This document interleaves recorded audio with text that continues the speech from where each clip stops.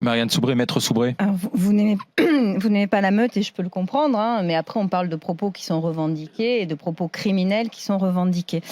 Simplement, vous pouvez pas, et malheureusement, et je me doute à quel point c'est délicat pour vous, mais on ressort beaucoup de choses en ce moment. Pour moi, pour beaucoup de gens. Hein. On ressort beaucoup de choses en ce moment. Pour Daniel Cohn-Bendit, qui a tenu des propos assez ignobles d'ailleurs, ça sur des petites filles, qu'il aimait bien se faire déshabiller par des petites filles. Mais vous-même, vous aviez été victime d'une polémique au moment où vous avez écrit votre livre. Déjà, le mot victime, j'aime pas beaucoup. J'ai été l'objet. Vous avez été l'objet, voilà. Vous avez été l'objet d'une polémique. Je me sens pas une victime. Oui, oui, non, mais mais à la limite, je préfère que vous en reparliez et puis après, quitte à ce que la vous avez été accusé puisque vous parliez de jeunes gens. Vous aviez été accusé à l'époque de pédocriminalité. Dans votre livre, vous disiez que vous aviez une attirance pour les jeunes gens et ça avait été interprété. Oui, mais enfin, bon. Donc, je vous pose la question, puisque que ce soit clair. C'est-à-dire, quand vous dites je n'aime pas la meute, vous ne dites pas moi aussi, je comprends ces émois pour les jeunes gens, etc. Enfin, je voudrais que clairement vous. Qu'est-ce que vous essayez de me faire dire là?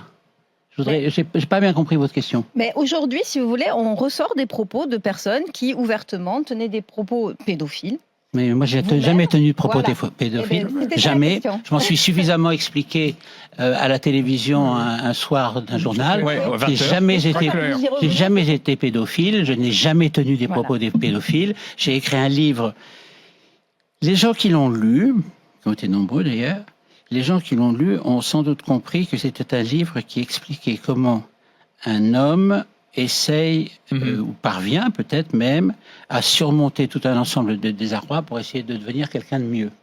J'ai d'ailleurs repris ce thème il y a 2 ans dans un autre livre que j'aime beaucoup, qui s'appelle Mes regrets sont des remords, où j'explique que justement toute vie est, pour moi, à mon sens, une tentative pour essayer d'être meilleur. Bon, peut-être que c'est parce que j'ai un vieux fond catholique qui reste, bien que je ne sois agnostique, mais en tout cas, oui, j'essaie de tout raconter ça. J'essaie de raconter que toute vie est un progrès. Que toute vie est un progrès. Non, je cherche pas l'absolution, je cherche pas le pardon, et surtout dans des médias que les gens voient, etc.